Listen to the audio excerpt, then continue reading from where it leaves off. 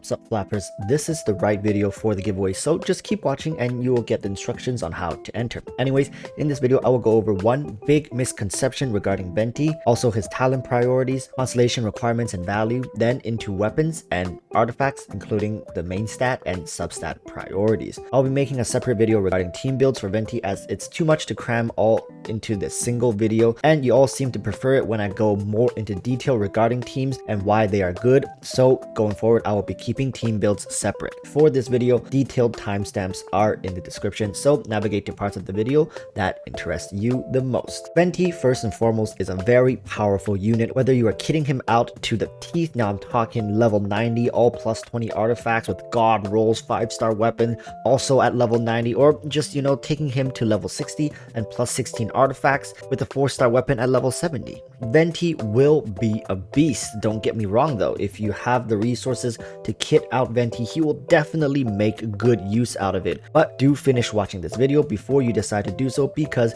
you may be rushing into things a tad too fast. But do you know what you should be rushing to do? And that is to caress that subscribe button and turn on notifications. It's free, it's simple, and it helps out the channel, so please take some time to go and do that right now. Anyways, before we go further, there is something that most people do not know about building Venti, and that is do not build elemental mastery on Venti. Now, before you smash dislike and leave, understand that just because Venti's kit causes centralized reactions, it doesn't mean that he himself should be going crazy for elemental mastery, because in Genshin Impact, elemental mastery stacking gives diminishing returns past a certain point. With all things considered, having a bit of elemental mastery on Venti won't be bad, but if you are running an EM stance with an EM weapon and also chasing for EM in your artifact substats, your Venti will be very poorly optimized. Now, I don't want to go into detail and the math in this video because this can be like a 15-minute video.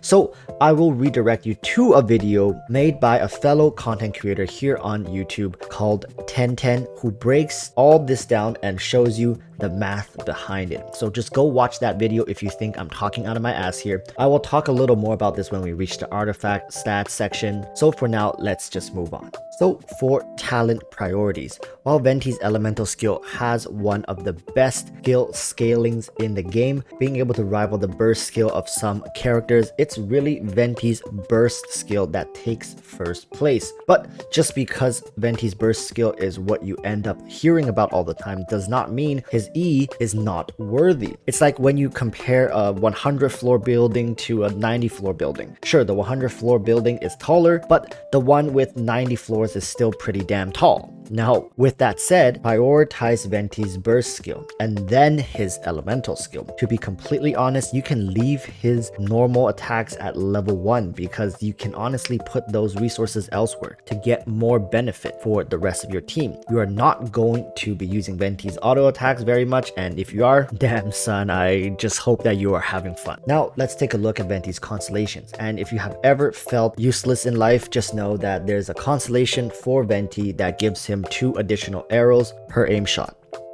Yes, that is a thing. And if you ever feel like you are being wasteful in life, just know that there's a walrus on the internet who has that constellation. So all jokes aside, yeah, Venti's C1 is god awful, and if it were not at Constellation 1, I'd honestly say it's the worst constellation in the game for a unit.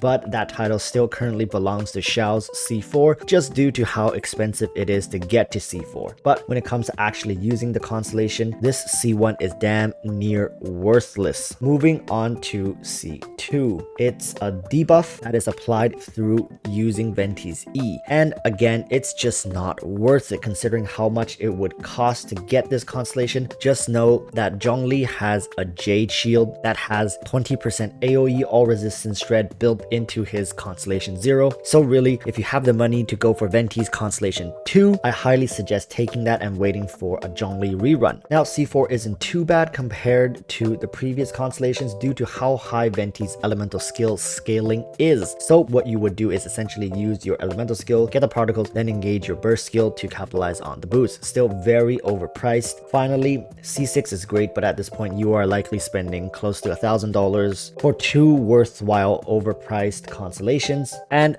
6 talent levels. Honestly, it just is not worth it. And if you are wondering, well then, Walrus, why do you have Constellation for? And you know, let's just save that story for another time, okay? I will talk to you guys about it, but this is one of the biggest mistakes I have made in Genshin Impact. Venti as a unit is absolutely amazing at Constellation Zero. In fact, is probably one of the best Constellation Zero units in the game, even outperforming some units at Constellation 2, 4, even 6. Alright, I'm willing to say that Venti at C0 can be more useful and outperform even some units at Constellation 6. But anyways, we're going off on a tangent. Let's move on to weapons. So for 4-star weapons, Venti can use the Favonius Warbow, the Sacrificial Warbow, although it's not advised to go too hard into energy recharge on Venti as he really doesn't need too much. More 4-star options you could consider are the Prototype Crescent because of how amazing his elemental skill scaling is. As mentioned previously, furthermore, other bows such as the Black Cliff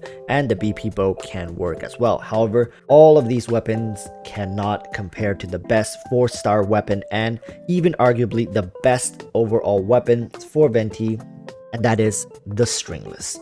This weapon, while giving elemental mastery, which we mentioned isn't ideal to overstack on Venti, also gives a 24% elemental skill and burst damage boost at just refinement 1. This is a monstrous boost to Venti's kit as both his skill and burst should be heavily utilized when playing this character. Moving on to 5-star weapons, the Amos Bow and the Skyward Harp are both good, with the Skyward Harp being the current contender for best in slot weapon for Venti. While the Amos Bow is good, I'd say that the Stringless is going to be the better option due to the skill being so good that it overshadows the raw stats from the Amos Bow. Now, which weapon you end up choosing will also affect your artifact stat allocation, so do continue watching as now we move into artifacts. But before the artifacts, here is how to enter the giveaway. Firstly, the winnings will be the 3rd gem pack plus a Welkin Moon. And here is how you can enter.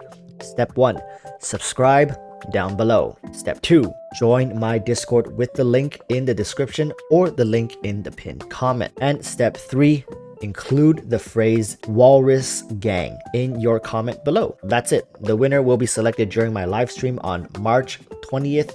So I wish you all the best of luck, and now let's get back to the video. So when it comes to Venti's artifacts, you really only have 2 options here for endgame builds.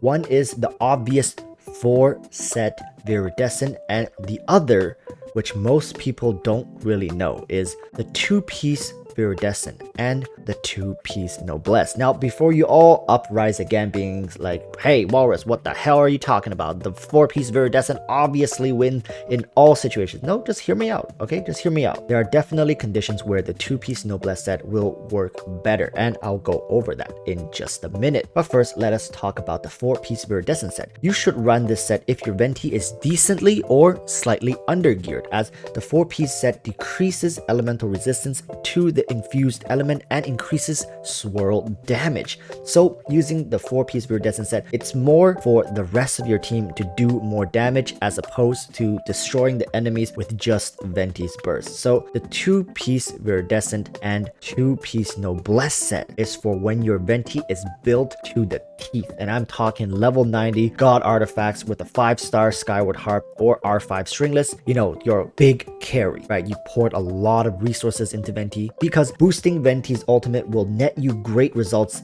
in the end. With the 2-piece Viridescent and 2-piece Noblesse, your burst will be ticking for insane overall damage just by itself, while also infusing all of these elements together and doing great damage. So make sure to take a look at your Venti and decide how you want to approach this. So for artifact main stats on Venti, contrary to what some people may say, you should be building Venti as a traditional DPS character. So attack percentage on Sands to capitalize on his high E scaling, anemo damage on his cup, and crit rate or crit damage on his headpiece. Substat priority should be crit rate, crit damage, attack percentage, and finally elemental mastery or energy recharge depending on which one you need. Remember, Venti doesn't need too much of either. So for energy regen, 150% should be good, and elemental mastery, 300 is plenty enough. So make sure to min-max yourselves if you want to get the most out of Venti. And that's it for the video. I tried to keep it short and informative so you all don't get bored.